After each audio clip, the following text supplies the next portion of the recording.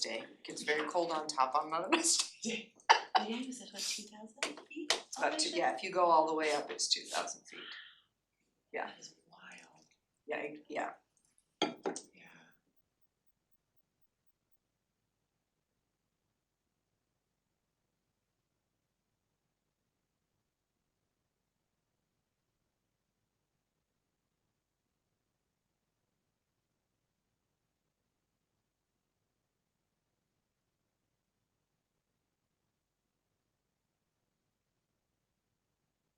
Between now.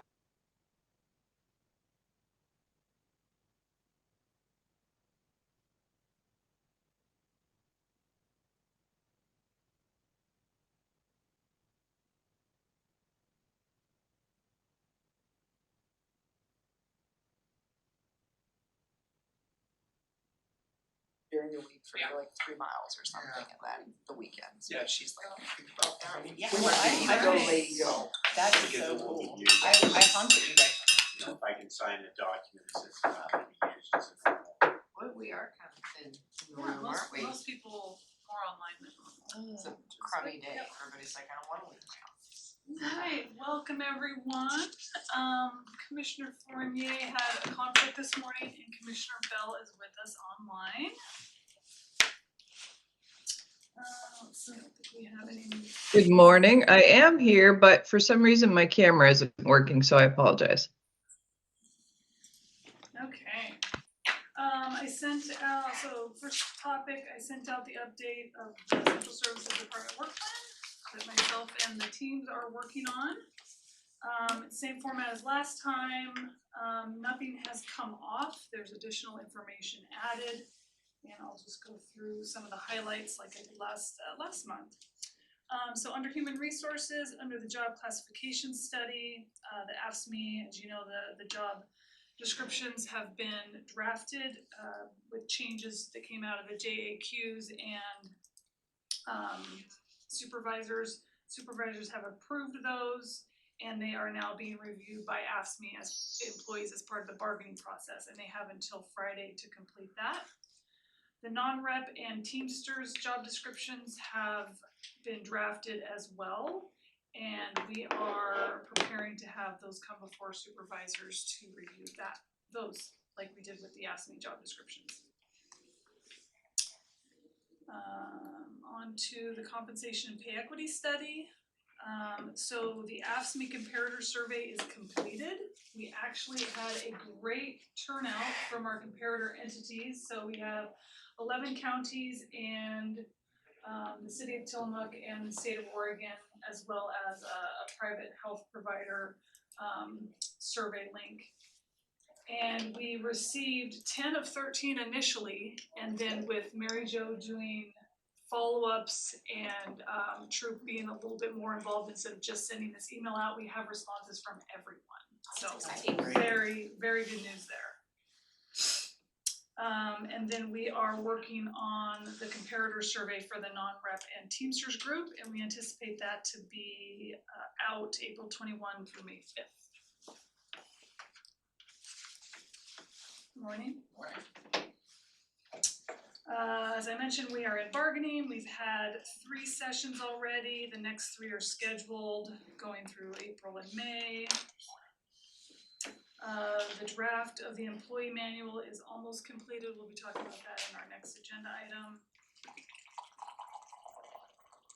The legal services assessment has been completed, and I'm having conversations internally about some strategies to implement recommendations on how to proceed with improvements in the legal services department. The annual courthouse survey for facilities was completed, and overall pretty good response and high marks for the department, which is consistent with how the past surveys have been. Certainly a couple of areas for improvement that I'll be working with the facilities staff on implementing here over the next month or so. DLR's courthouse space assessment, we had interviews with all the courthouse departments in March, and I don't have any feedback yet from DLR. They're currently analyzing what they heard and coming up with some ideas to proceed with. page, the Tiberius work, the revenue cost generation and cost reduction strategies. The executive team has reviewed the framework for how the analysis, for the parameters that the analysis would be done for all of these strategies.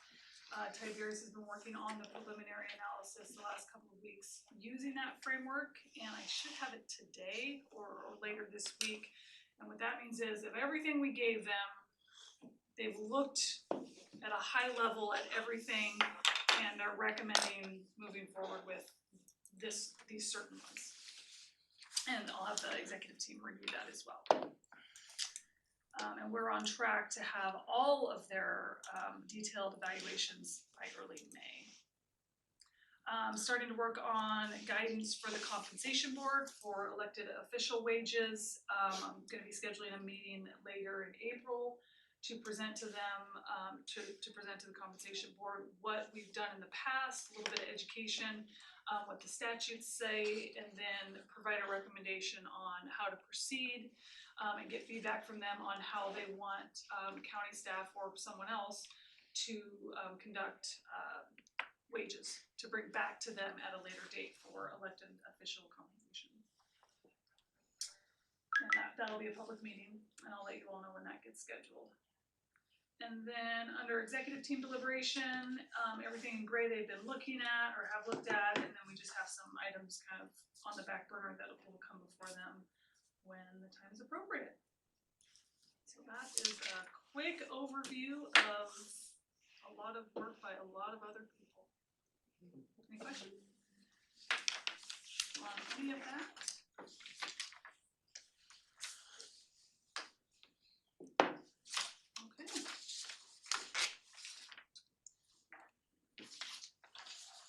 Okay, so moving on to the employee manual. So we have a new draft employee manual. It was used with, it began with a CIS template, and then it's gone through some revisions. We've looked at it internally. It is now sitting with Peck Rubinoff, our labor attorney. I provided a little bit more background on that in the email I sent to you all on Friday.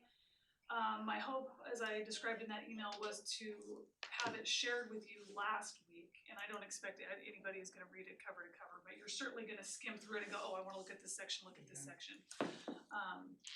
The executive team has reviewed the draft before it went to the labor attorney. So I hope that you all would have seen it before today's meeting. You haven't, apologies for that, outside of my control with that. But there were a couple of new sections in there that I did want to talk about today because this is a time-sensitive topic that is going through the bargaining process. And there are topics I can't talk about today that will be in there that are going through the bargaining process, so I can't talk about them. So you will hear about those at the appropriate time. So the first thing I wanted to start with is longevity pay.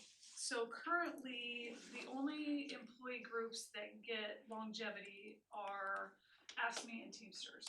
Those are in their contract. And so longevity pay for AFSCME is at 10 years you get 2% on top of your pay, and at 15 years you get 4%. For Teamsters at 12 years, that group gets 2% additional pay, 15 years 4%, and at 20 years 6%.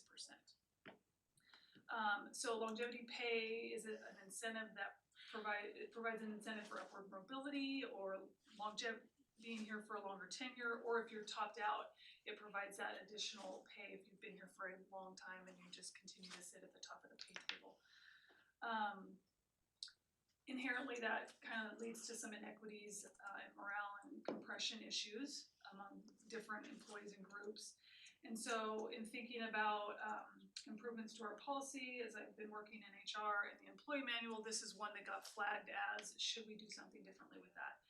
And so came up with a recommendation, brought it to the executive team to include in the employee manual that non-reps would get longevity consistent with what AFSCME is. And so again, AFSCME, the proposal would be for AFSCME and non-reps to align at 10 years, 2%, 15 years, 4%. Teamsters has a different yearly threshold and different percentages, and they go up into 20 years. not talking about elected officials in this conversation because that would be something that comes out of the compensation board, but not taking that off of the table. So brought that recommendation to the executive team, and this is the only topic of several that we have talked about that there wasn't a unanimous consensus, which was interesting. So some of the comments that came out of the team were questioning the impact of longevity actually keeping people here longer. If you're here for 10 years and you're at the threshold to get longevity pay, does that longevity pay actually keep you here longer? And should we be, if not, should we be rewarding people who are here that long with some other kind of benefit? And we didn't get into what that benefit might be, but should there be another benefit? If you're here for 10 years, you're likely gonna be here for longer.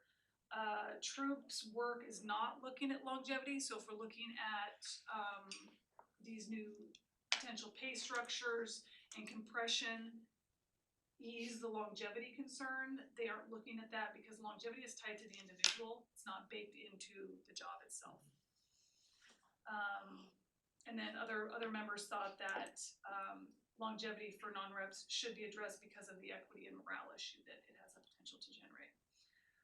So the executive team was mixed. I've talked offline individually with each of the commissioners, and they are generally supportive at this time of it being in the manual. Obviously, there's later approvals, and it has to go with through bargaining for the AFSCME components, but the board is generally supportive of it at this time. But it is a new concept, and wanted to hear any feedback from the leadership team. So, opening it up to the group. So I will say that it can make for awkward situations. Like I took a $10 pay cut per month to move up to my position because I had longevity pay, now I don't. So you know, that speaks directly to the compression in that. But you know, $10 a month isn't particularly meaningful. But you know, just it's one of those quirks that happens because of that missing. So. Yeah, and a question came up about if you're an employee who's getting longevity and you move up to the non-rep group, what happens to that? It goes away. Like you're explaining, it's used to calculate where you land on your promotion, but it does go away. The same thing happened to me. I was a property appraiser 3 and then became chief deputy tax collector, and my longevity went away and was almost a wash. Which you want incentives for people to become managers. So, you know, here in Tillamook County, management positions don't come open that often, especially in our department. People keep them for, you know, up to 20 years. So when one comes open, chances are you're gonna have somebody that has longevity pay. Yeah. You have a hand on the line to introduce. Jackie? I'm just going to echo what both Jeff and Cassandra said. Same thing happened to me when I moved into management over to the Justice Court. I lost my longevity pay.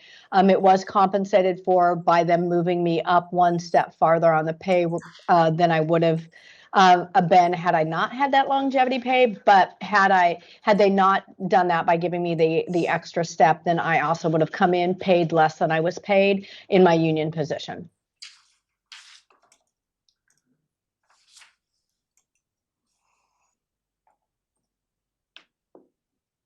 Other comments?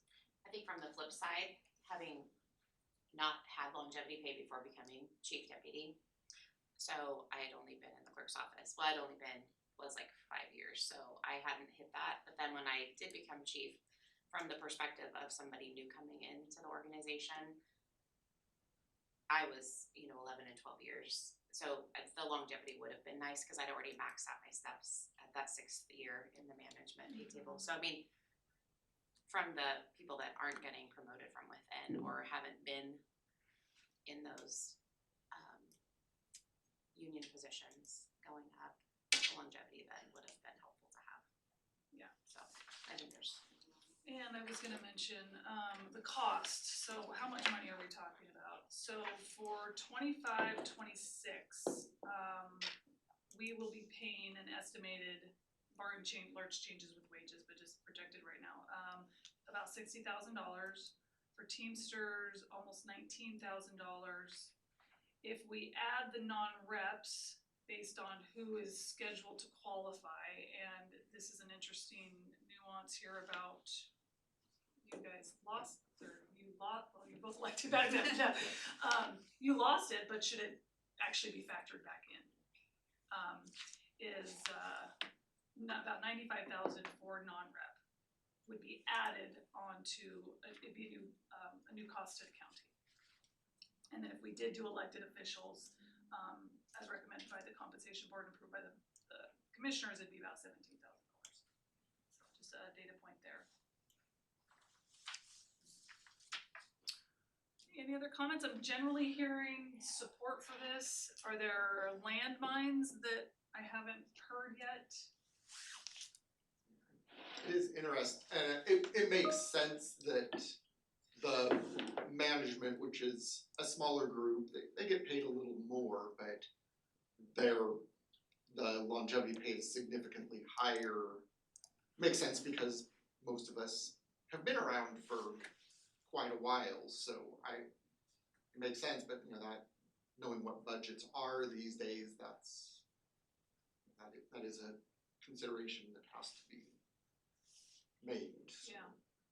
Yeah, Nick, I see your comment. I would rather have the cost savings versus longevity pay for myself. You mean cost savings for the county?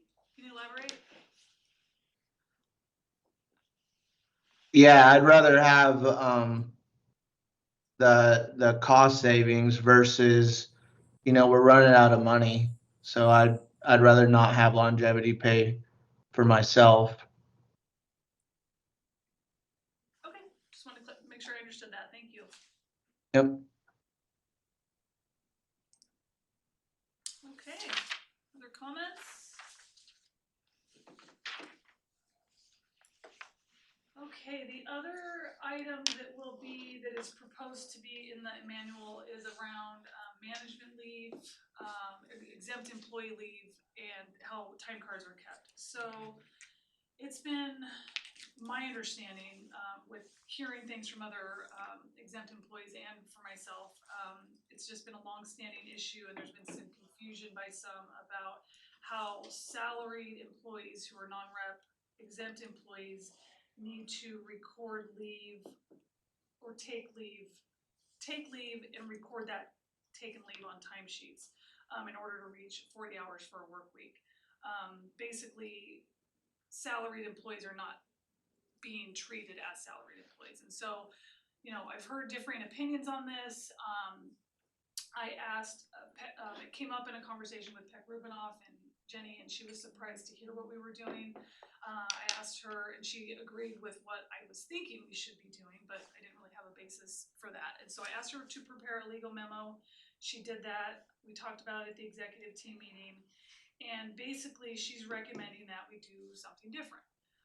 What we're currently doing, which requires exempt employees to take leave if it's not work to get to the 40 hours work week, in 15-minute increments, and this is not consistent with applicable federal and state law or what other public sector entities are doing.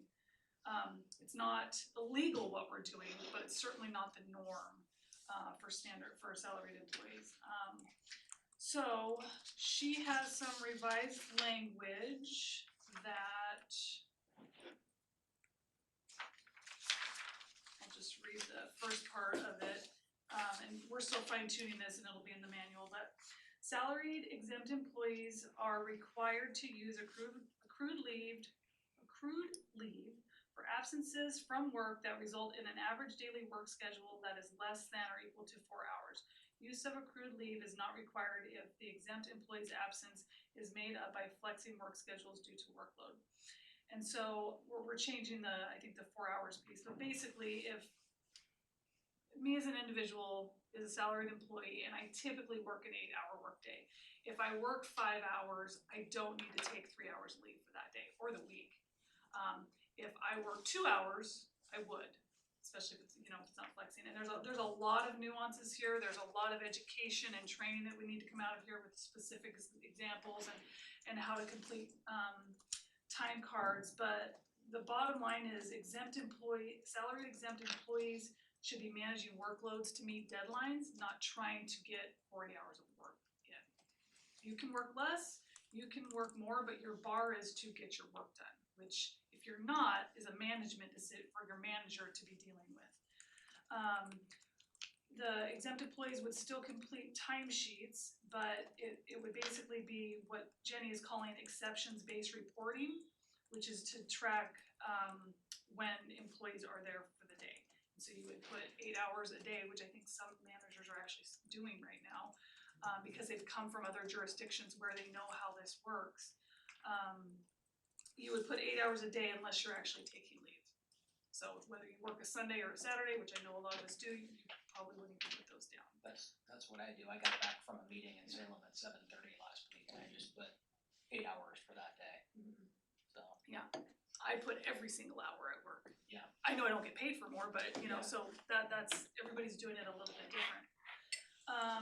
So talk with the executive team about this, talk with HR about this, share this information with the treasurer's office, haven't heard back from them with questions yet, but I do anticipate some questions. Talk with the board about this topic, they generally make sense to them and they're supportive of this being in the manual at this time. And then here to hear from you all, thoughts on this? That's interesting because I was doing the same as Rachel and putting all my hours, and I was told not to do that. Only put 8 hours, don't put all this extra time because they have to pay unemployment tax or something, and I'm raising it up too high because I'm putting all the hours I work. So it's kind of odd that you do it, and then I was told not to do it. So there is some inconsistency. Yeah. So, but everybody, the managers still accumulate their leave. And they would need to take it if they're not working a full day or if they're really on vacation. It's that, Yeah. what is a full day? Yeah, and that we're still teasing that piece out to give good guidance and clarity, so it's not just a big black hole that everybody's on a free for all. So I would guess that some of the guidance that comes from Jenny would be maybe kind of establishing what your general work day is. So I'm not, I'm a 10-hour today, I'm an 8-hour this day, because it's a 40-hour work week. That's your standard. Right, yeah, I've always, and I'm open to that. I've always, as a manager, I had to count for every single hour. Yep, exactly. So, Yeah, it can be frustrating, you And know, if you because work- you don't always take breaks, you come, Yeah. you do all that, but you leave for an hour and you have to take it, so I think it's a great benefit for a manager to not have to nitpick all those little things. So Rachel, the issue with that though is you run into safe hours of accounting for hours actually worked. And Randy, I don't know who told you not to account for all your hours worked. I'm not sure where that came from. But there is also the problem of supervisors or managers not managing their own supervisors and keeping track of what hours they are or aren't working. And then Cassandra, as you said, building up a huge bank that, I can work 4 hours, I'll earn 8 hours or 12 hours of vacation and just bank that so that I can cash it out whenever I want to. So there are drawbacks to that only having to work 4 hours, which I understand is a bully law. It just seems ridiculous. so the bully law in talking with Jenny is been misinterpreted, and we are required to do that, and that's in the memo I sent you. I also, in the email I sent you, Sean, I described where we were at with SAFE.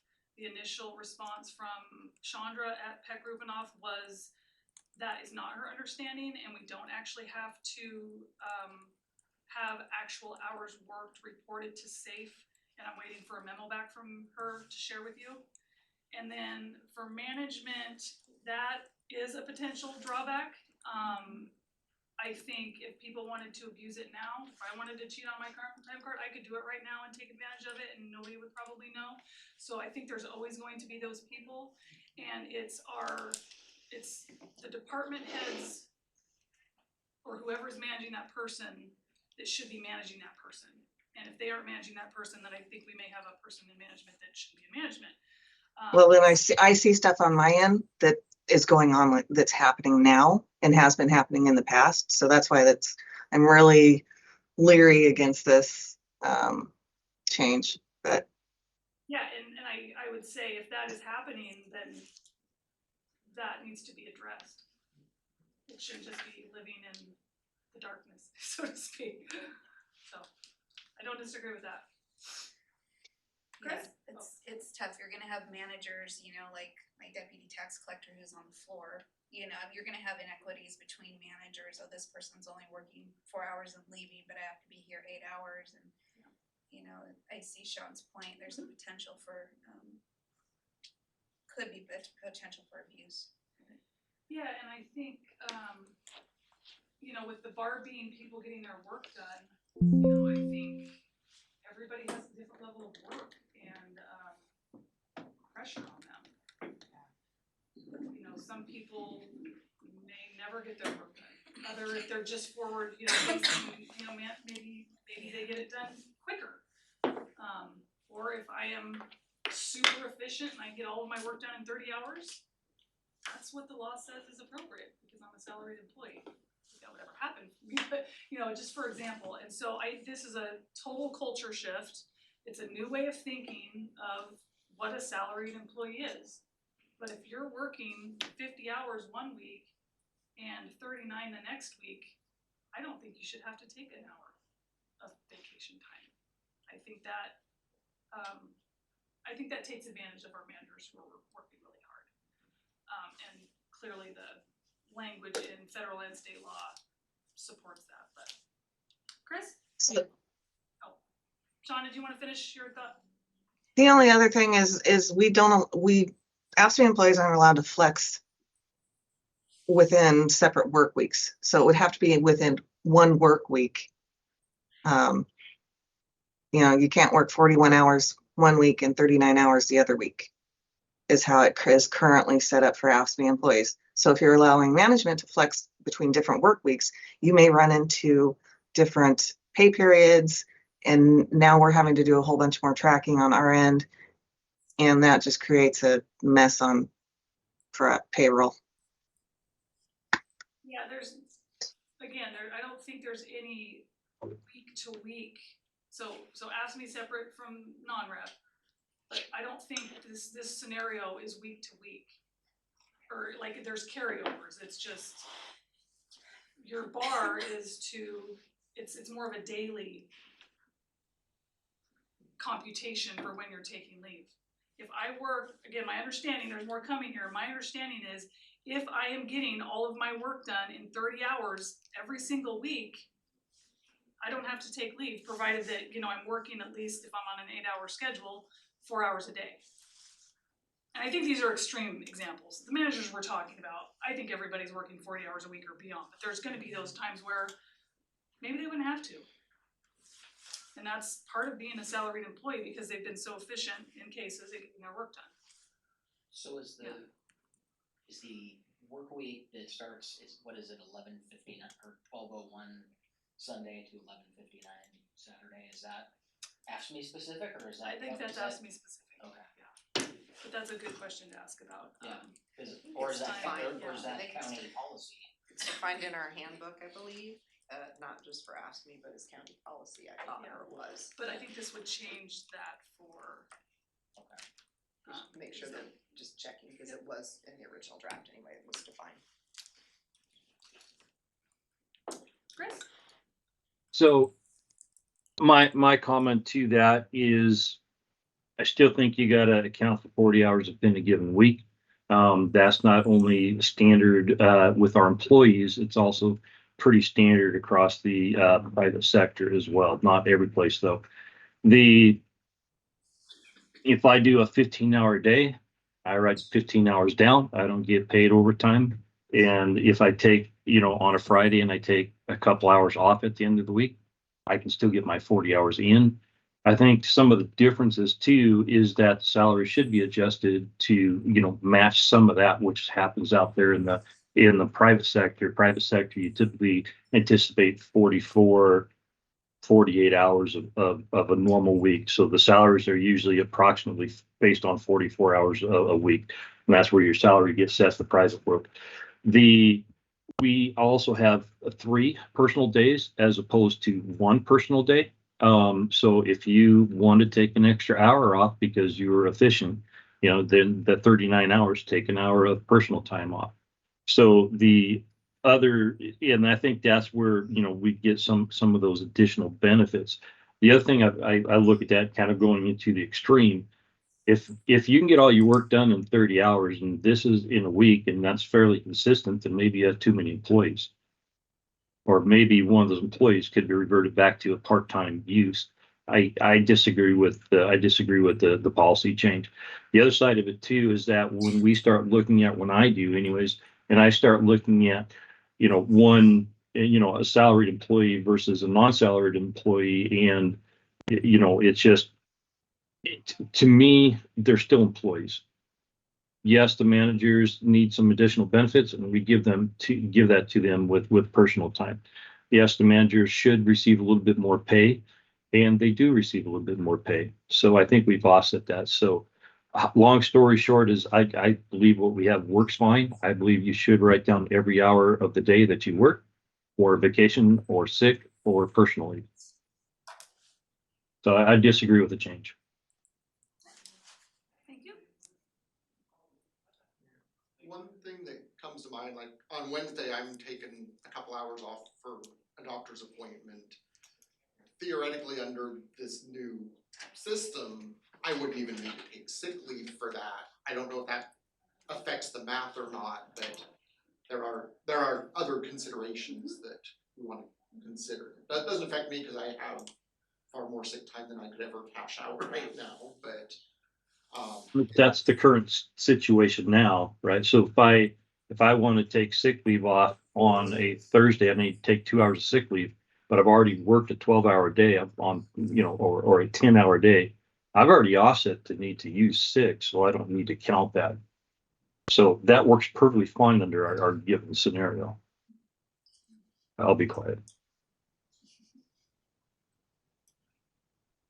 Other comments? Commissioners, do you want to say anything at this point?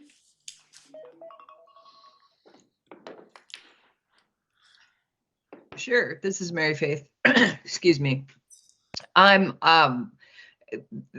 I was a little bit confused by what Chris said, because it's been my understanding that if managers work long hours, which I know a lot of you do, then your hours are short on, say you work long hours Monday through Thursday, and then your hours are short on Friday, that you have to use a personal leave hour to make up for the short on Friday. And so if I'm accurate in my understanding, then I think that this proposed change fixes that, because I think that's outrageous. We have very, very hardworking managers, and they should be able to, you should be able to flex your time and get some credit for the long hours you're working. And for example, on the last, I've been in meetings with Sarah on Saturdays for a couple weeks recently. And so, and she's one of many of you who are working very long hours. So I just want to make sure that you're not, that you are protected and you don't have to use personal leave time on a short day, on a week that you've worked very long hours. My current policy does not require that. So if I work within 3 days and I work 40 hours, I don't need to charge anything on that Thursday or Friday. I don't need to take sick. I don't need to take vacation. I don't need to clock in personal time. I've already worked my 40 hours over 3 days, and I don't need to claim anything on the Thursday, Friday. It just gives me the opportunity to take that time off if I could. So that's our current policy. I don't have to take sick, vacation, leave. That's not a requirement right now. Why change it? Yeah, within the week, it's not required to get to the 40. But within the week, you can flex the time. if you get your 40 in earlier, but you still gotta get your 40 in and it doesn't go across weeks.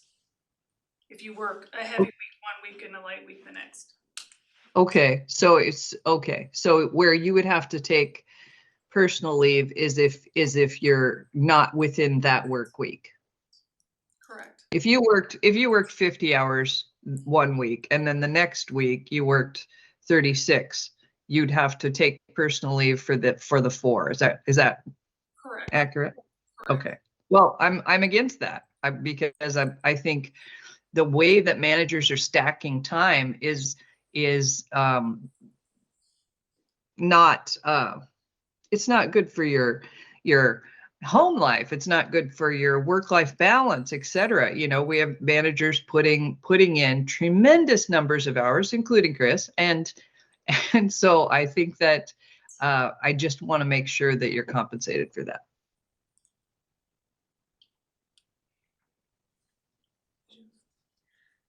I think it's a complex and tricky subject. So I'll say that. I think there is a hidden cost to the county in it that could emerge that's already been brought up with folks who are saying, great, I don't have to use my vacation. And my concern is because we have such a heavy workload on our managers, that the hidden cost is that we're not giving them time to take time off regularly when they could and should. And so we're gonna end up cashing that out for them because we've not actually created workloads that give our managers time to take time off.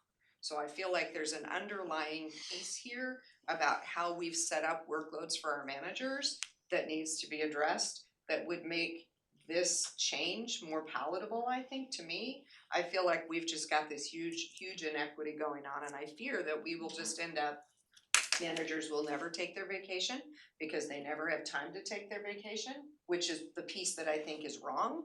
And then we're gonna end up paying them out because they have all this vacation that they deserve 100%, but it's a hidden cost to the county and it's a cost in the burnout factor. So I feel like we're addressing an issue that is an issue that probably needs to be addressed, but I think we're ignoring, in my perspective, the larger issue, which is we're not setting people up for success and the ability to use their vacation in the appropriate way in partnership with taking away this need to use it when you've already worked your time. So I feel like it's complicated in that way. And so the issue with employees not taking vacation because they can't isn't gonna be solved through this or It will not anything be I'm solved working through on. this, but it except ties for into this. Oh, I in my agree, I'm opinion. just wondering if you have ideas of how to walk those together, or do you think it's already things we're working on with the strategic plan, they're just longer in nature? I hope that it's things we're working on the strategic plan and they're longer in nature. We've talked about doing some assessments in the different departments to look at opportunities for efficiency. I think we also have to look at our expectations of our services and our leaders based on the revenues that we have. And I think that's part of what I hope will come out of some of those efficiency pieces, but I wanna surface it at the same time we're talking about this. Other comments?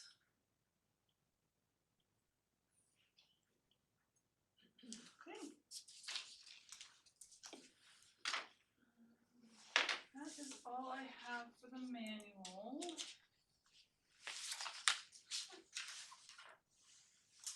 Couple other updates. We had a second HR director interview last Friday with a meet and greet with HR staff and the leadership team. And that process is still moving forward. I'm evaluating and considering some options to proceed with that. The radio bond sold. The bond that the voters approved was for $24.4 million, and we actually got a premium, which is when investors are willing to pay more than the face value of the par amount, the $24.4 million. And so we have an additional $2.3 million to use toward the radio project. So that is fabulous. So we now have a total bond of $26.7 million. And then I am out May 1 to May 7th, which falls when the leadership team meeting is. I don't know if you all would like to reschedule that for when I'm here or just cancel it. There hasn't been a lot of other topics other than mine, but happy if you guys want to continue without. So thoughts on that? The following Monday is not usually a good option, it's AOC day. So if we reschedule, we're pushing later into May. Which kind of starts pushing up against the June one. I have an issue with canceling. Let's cancel it. Does anybody wanna have that May meeting? Okay, we will cancel the May. So Rachel, as long as you don't need it for handbook, which we aren't quite there yet, but you're bargaining on, or any of those things that you need leadership feedback on. I realize the executive committee helps a lot with being able to get that, and certainly via email, et cetera, but just maybe having everybody's heads up for anything that may come in May related to the processes that are time sensitive. Including budget, which we'll be in the middle of, et cetera, so. All right. That is all of my updates. Around the room, Randy? We're moving pretty fast on our energy resiliency plan. The consultant is doing a great job. They have been collecting data a lot from us. We've been trying to give what we can on critical structures, use and things like that. Tillamook PUD has been excellent in providing them a lot of the information that they need on consumption and other information that they need. So it's going to be exciting, I think. It's going to be interesting how they massage all the data we've given them into the plan. The one catch is that there's a monthly meeting, and there's only one other county that's ever done one. And so it's very, very new. And so it's going to be interesting on how to do it, because there's nothing you can pattern on. There's no boilerplate or anything. So it'll be pretty fun, I think. Tillamook County leading the way. Yeah, we're going to lead the way. The other one we're doing is the emergency response plan that's tied to hazardous material in our local emergency planning committee. And they've been starting and started to collect data there too. And so that'll be nice to get that one updated. So those are the two plans that are well underway now. I'm just doing the finishing touches on a request for proposal for our update on our community wildfire protection plan. What's really nice is those three plans, we have the money up front. So I don't really care what happens with funding on those. So that was really kind of nice. Maybe the state saw this coming and they wanted to make sure that we had the money. So with our three different plans that we're doing, the money's all in the budget right now. So it's really kind of nice to go that route. Working on our quarterly reports that's why you don't have all these grants. You have to quarterly reports. Then you have to justify what you spend. So anyway, so every quarter that first part is not very fun. So, and Anna is still working with all the volunteer groups out there. She put on a little preparedness ditty last Tuesday at the library. Had 25 people actually show up, and so that was kind of nice. That was in addition to presenters. Those were general public that came in, so it's doing it. And she's now working on, we're gonna have they're calling it a tsunami roadshow. The state emergency management their people that are over the geological and the tsunami area are going around and doing some different types of presentations in the different communities. And we're looking at doing like an open house and then kind of like a workshop. And we're going to try to get them in two different locations, one central and then one in north. Because again, the clientele is a little different. We need to be a little bit more involved and more scientific or whatever up north, whereas we're just getting going in the center. So, and those will be, I think in June is when that's happening. So she's working directly with the state to get those set up. So it'll be kind of fun to go. So, and the county is hosting the ICS 3 and 400 in the end of this month and then the end of May. And I've got emergency manager from Clatsic coming down to help me teach, and then plus our regional manager. So that will be pretty fun. And I'm trying to schedule I've got additional funding to bring our has Whopper to this county. And so I'm just waiting to find out when a good time for that is, weekends, whatever, because they'll come whenever we want, because we're gonna pay them to do that, so. So that's, trying to get 7 fire districts to come to a consensus, it's kind of fun.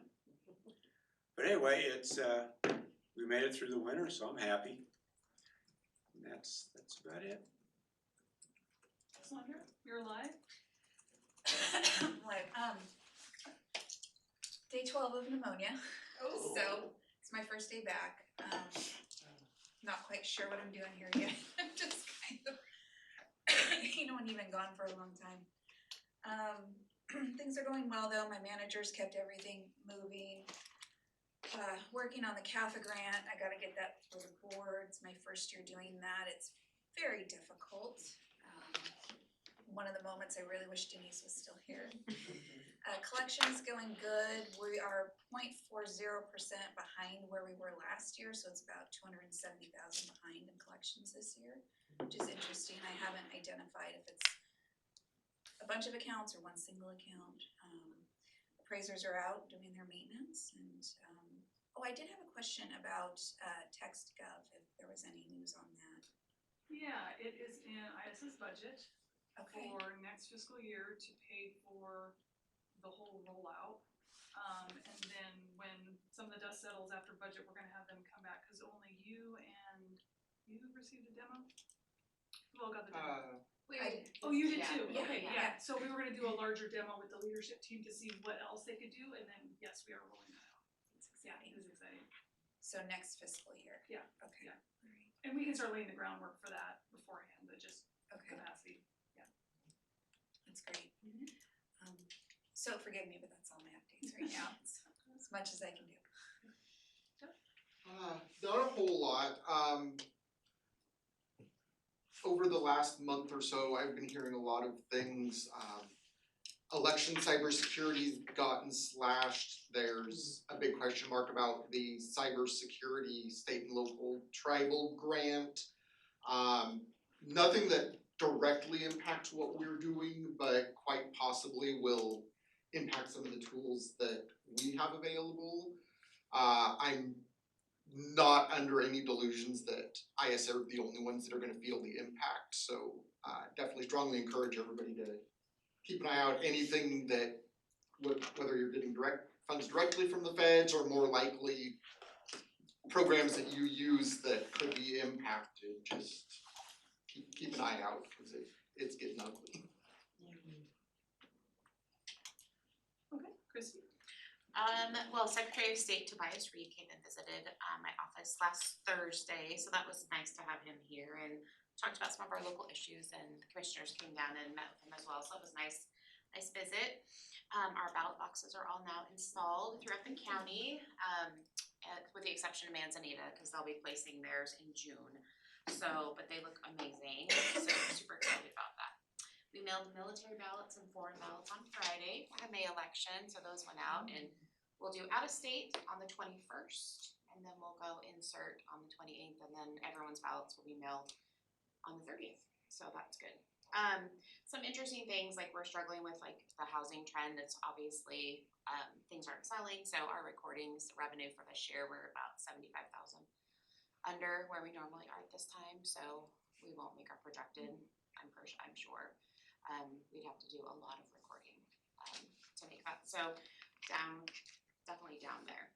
And then just having to think about like how we're gonna move forward with like retaining our documents going forward. Fuji is stopping making microfilm at the end of this year, so that's gonna put our retention and how we're archiving our old stuff and how we're keeping our permanent records. So we'll have to probably make cloud storage at some point. We're working with Jeff on looking at some options, so that's about it. Our office, probably from a year ago or so, we're much busier, caseload activity is much higher, caseload numbers are much higher. I don't wanna jinx anything, but it's starting to feel like a little more like pre-COVID activity, so just lots of stuff coming in, lots of stuff going on at the schools. And humming along. We are not having any trouble filling our 40 hours during the week. And just zooming out a little bit, there's I participate as much as I can in the OJDDA Legislative Committee, and there's quite a bit going on legislatively. There's one bill to make yet another change to the juvenile expunction statute. And I think the biggest change is it narrows down the time frame from 4 years, from 5 years to 4 years, and I think it does expand a little bit on the types of offenses that can be expunged. There is a lot going on with the Oregon Youth Authority, which some of you may have heard or not heard. And I don't want to get into the weeds during the meeting, but I'm happy to answer questions about that if anybody has questions. So, long story short, the OYA is dealing with a revelation of a large backlog of abuse complaints by youth in custody that were not addressed properly. And we have two facilities in our county, so there's lots of discussion going on between the Juvenile Directors Association and the agency itself, just on, where do we go from here? Sir? Well, we are picking back up, in sanitation and in planning. That's where we see the upswing start again, in preparation for summer, and it has started. My focus has largely been the middle housing code updates for all of our residential zones in our cities and unincorporated communities. So inching forward on that, and do want to thank Commissioner Bell for coming with me to several meetings. We have a few more coming up as well. And then we had a retirement, so Johnny retired in our office at the end of February, which was great. And there's been, kind of like this adjustment and settling, because when you recruit, you hire, there's promotions, and then people start shifting. So we are recruiting. The STR tech position just closed, but we also have the building permit tech position also coming back online for recruitment. So if you know anyone who would like to come work for Tullamarine County, love to meet them. Our offices are currently closed during the lunch hour because of the short staffing. So I only have 2 people at the front counter instead of 3. One of them is not a permit tech. With that, we have had a tremendous amount of illness in our office. And so we are running pretty lean. People are out a couple of weeks at a time. It has been terrible. So glad to see you back. Glad you're recovering. So I would just ask, if you need anything from us, please be patient. I've got a few folks that it just seems to be cycling, and it's multiple people. And then Christy, I really appreciate what you said. I've been talking to Jeff too about scanning. I have a proposal for scanning in our budget this year, primarily with planning, because we have same record retention requirements. So maybe the 3 of us could get together and talk about that, and see if there's some cost savings or like grants or something that we can apply for. I found one we didn't qualify. Remember that a while ago. And then I would say there's a lot of really cool commercial projects going on around the county. Countywide, we've got some big projects. So Amazon, NCRD Pool, then the Halem Bay Health Clinic. So if you haven't driven by any of those, you should get out and look around. They're pretty neat projects for our community. And we are working now with contracts for our housing grant recipients. So we just went through another round. Parker did a great job. Thank you, commissioners, for finishing that process for us. And that will hopefully bring several more housing units online. We're finishing or restarting our housing needs assessment process to do a refresh from the 2019 H&A that was done, to see what is our greatest need, what are our housing projections for the next 20 years. That report will be coming forward. The consultants are working on it, but for the first time in 5 years, it has been super exciting to see the housing work, the short-term rental work, and everything come together in one space, to see that all the work that we have been doing collectively as a team is moving the needle, and you can see it on paper. So really excited to share that with everyone when we get that work done. That's all. Okay. Thank you. That's everyone in the room. Chris, online? kind of to follow up with my last, instead of trying to change this policy of time off, just grant people another 4 hours of personal day.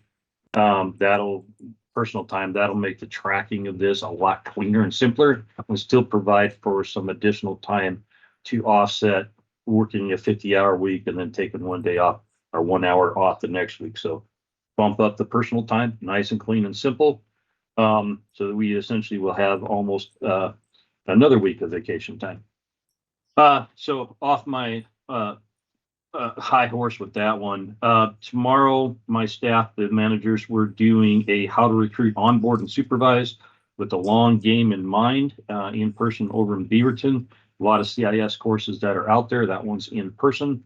On Friday or on Thursday, we are at the port with all staff, and we'll have people on call for call outs, but we're doing a straight class talk with Bill Gallagher. The first part of the morning is understanding personalities.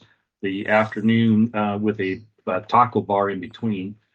We are doing a class on gossiping, to understand it, how to minimize it. We're transitioning, moving towards paving. That's going to be coming up. We have a new machine, a hot box machine, that's going to help us perform that work better.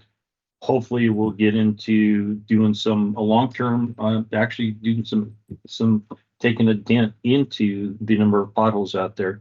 This is a weird time of year because we're not quite into the hot asphalt yet, but the cold mix that we put down to fix potholes just doesn't last. So we're in this little time period, which is common throughout the industry, care where you're at. March, April timeframe is just, it's a bad time of year for potholes. So I'm sure the commissioners are receiving a spike in the number of calls they get for potholes. That's my quick overview. Thank you, Dan.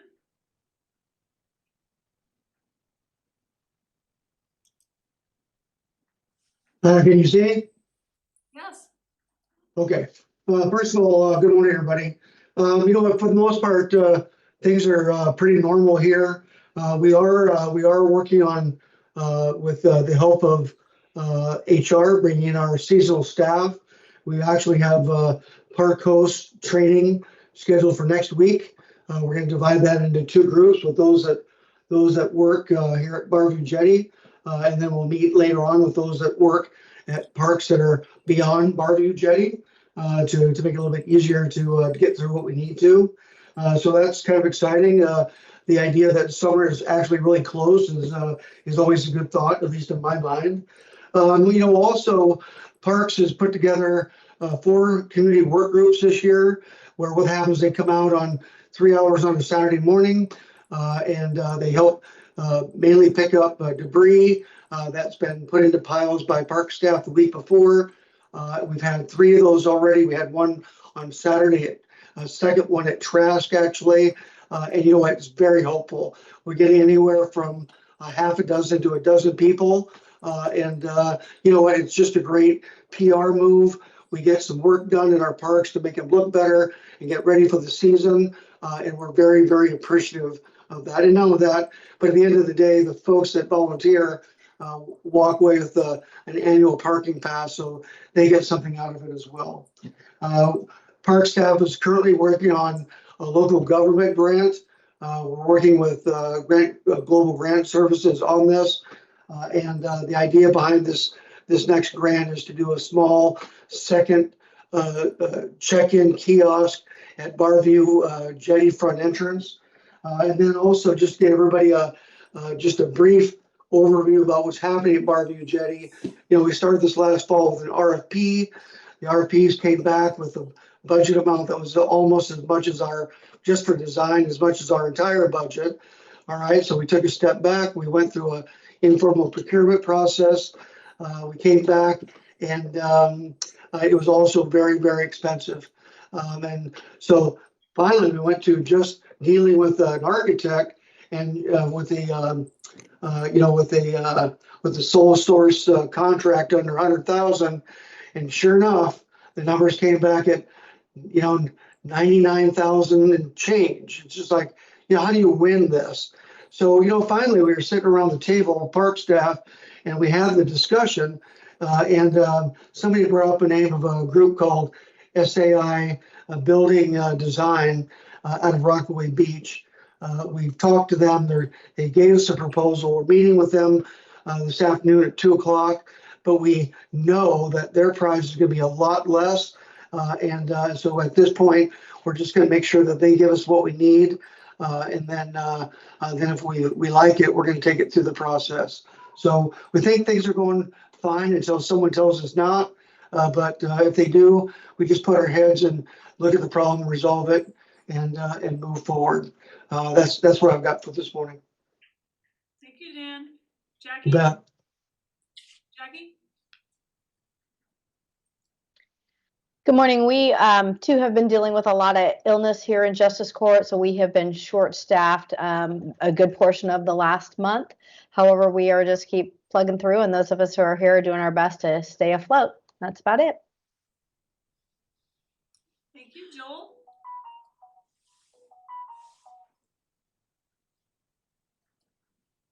Morning, everyone. Nothing for the group for me today. Thank you. Josh? I don't have a whole lot. Prepping for the SAR banquet, it's been taking up quite a bit of time for a lot of people involved. That's this Saturday. We got over 145 donated items, and I think we're pushing 5,000 or 6,000 in donations and sponsorships just in money. So a lot of support from the community for that. The following weekend, we're doing an Easter egg hunt, first annual, partnering with the foundation and just trying to strengthen the relationship between police and kids. So I think it's going to be a great event. That got sponsored by TLC. So nobody's really out of money except for them, but they love doing it. They're also giving volunteers. TLC's been great. So other than that, I mean, I think Matt's on here, so if he has any updates, but otherwise that's what we're focusing on. Thank you. Justin?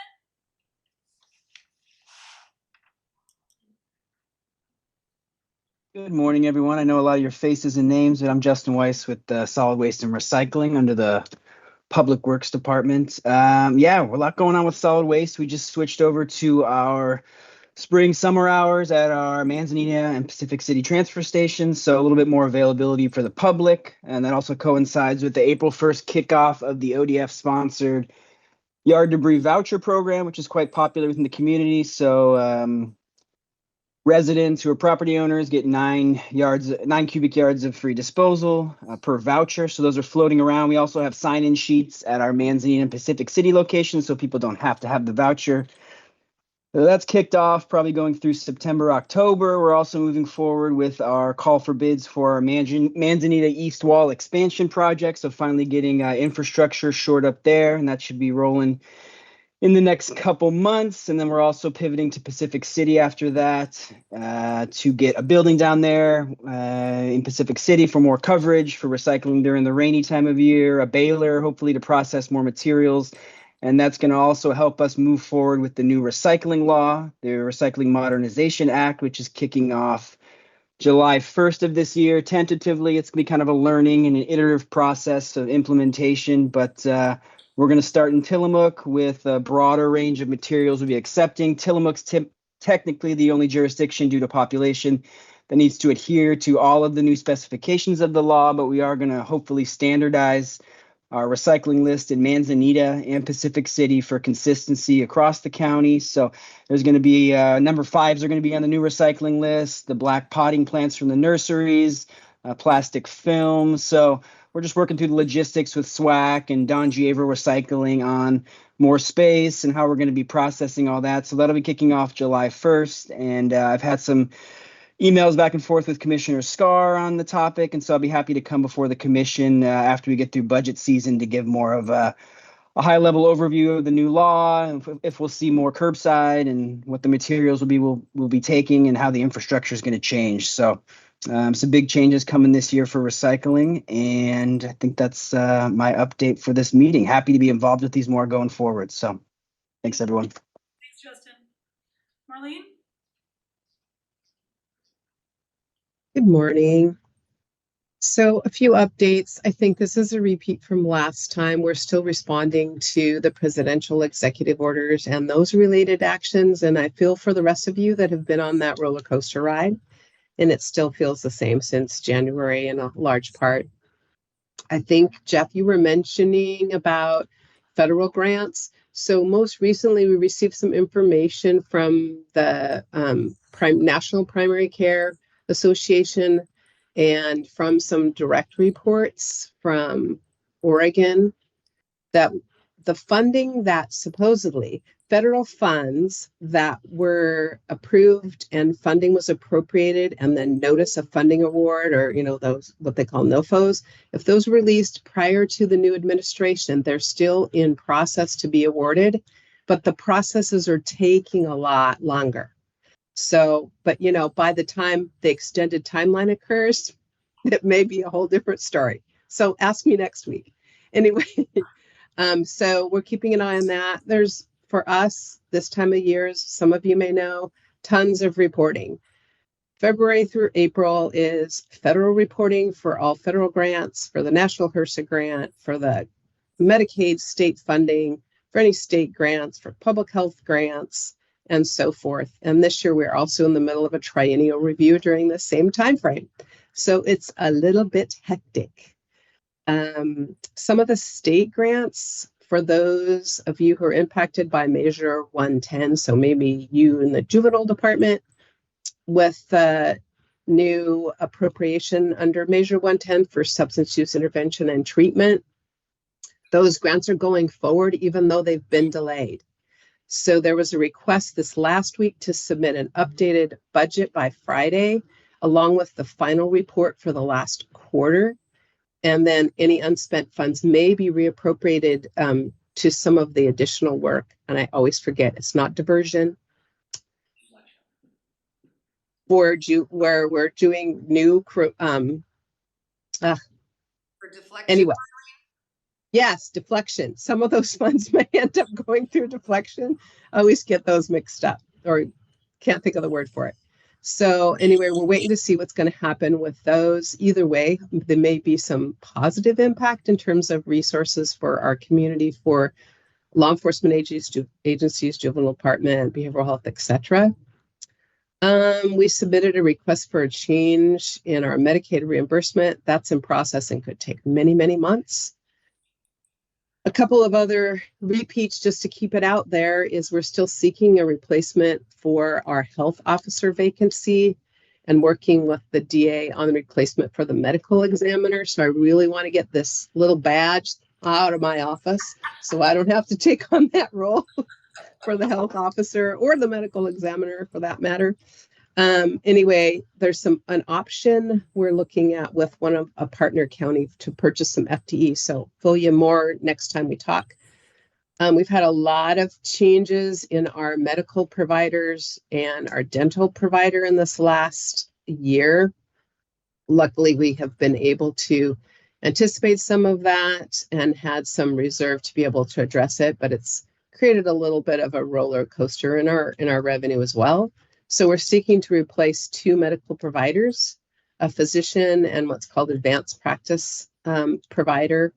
Some of you have friends out there who may be looking to move around. Please let them know, reach out, give me a call if they're looking to change the county, community, where they work, etc.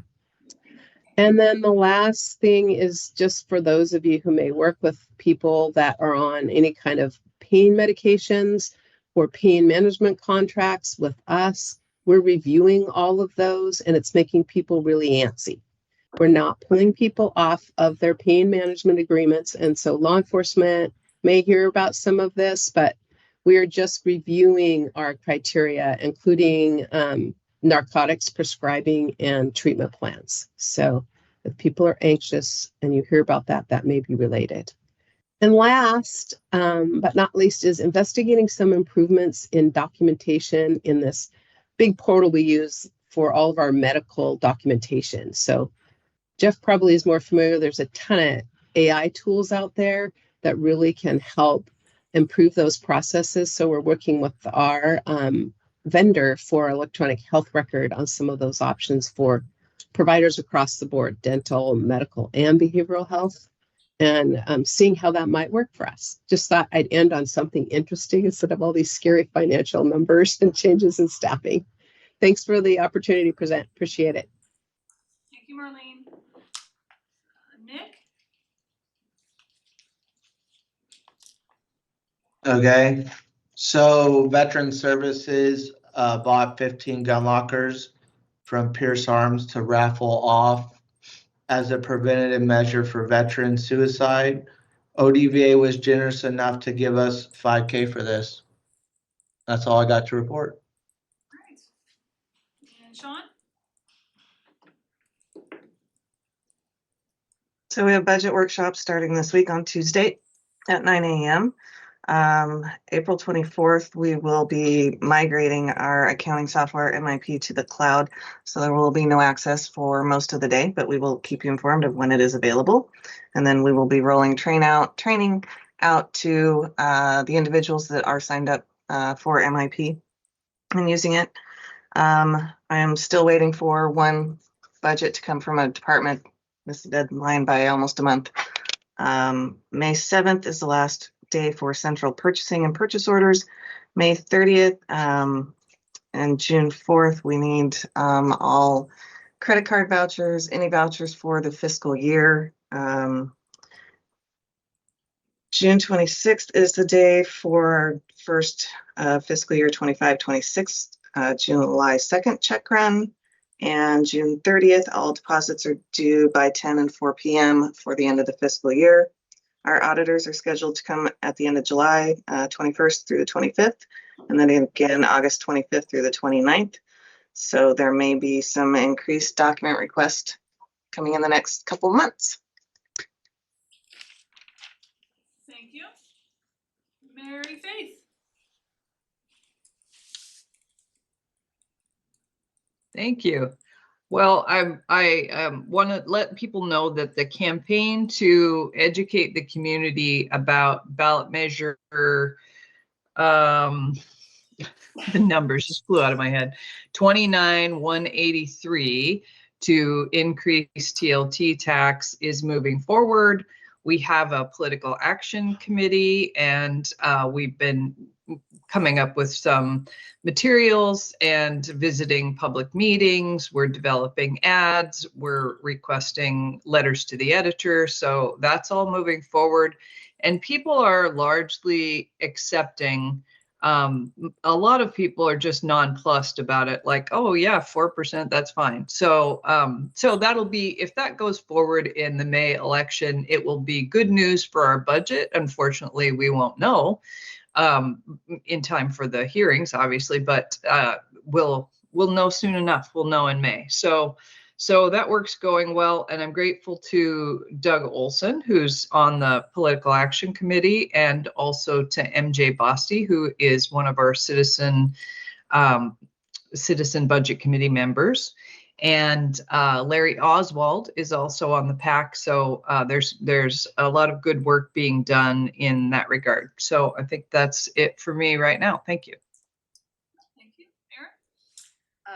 So been tracking bills at the legislature.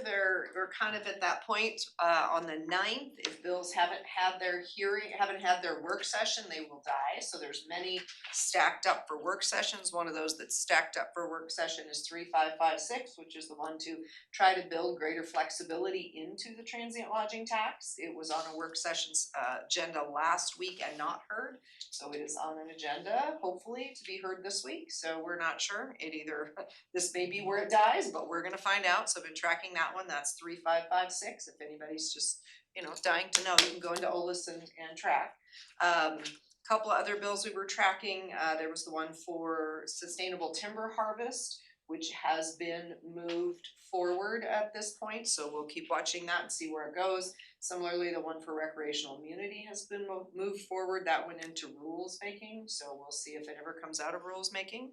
The timber one, I believe, went into Ways and Means. So again, we'll see if it ever comes out of Ways and Means. So there's a lot happening at the state level with different bills and different things, but those are three of them that were top of mind and at least at this point have not yet died. And we will see where they go. The other thing many of you know, I sit on a lot of the boards and committees for the social service agencies around both the county and the region. And we've been talking a little bit about the federal dollars. There's some significant cuts that have happened that we don't know yet how they will trickle down, but an example of that is our regional federal office that oversees Head Start for Columbia, Clatsop, and Tillamook counties has been closed. So we are not sure what that means for the money that's supposed to come to our region. We're up for a contract renewal right now on Head Start, so we're hopeful that they will be able to spread that work across the remaining folks who know how to do that, so that we'll get our contracts in time. But it certainly has some trepidation and concern in the community as to what could happen with Head Start without having the typical support office and all of those things here. Similarly, the Low Income Home Energy Assistance Program, for any of you who know LAIF or have heard of that, there's about typically 750 households that receive assistance in Tillamook County. It's wrapping up its season for this year. They have laid off all 10 people at the federal government that oversee and administer that program. So there's certainly some concern that that program may or may not return in the coming year. So I think we're all starting to see and have concern just about how this will all shake out. Similarly, I'm on the Northwest Senior Disability Services Board.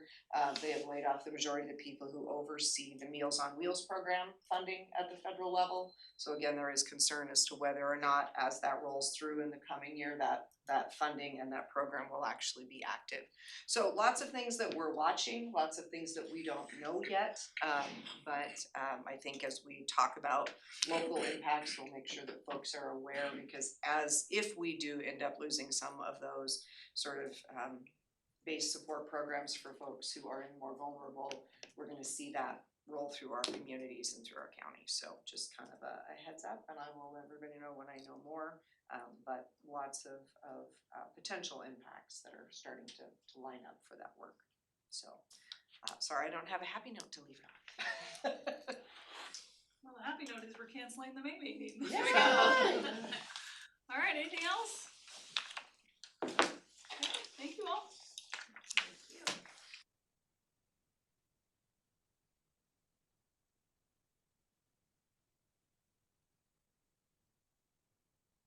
Thank you.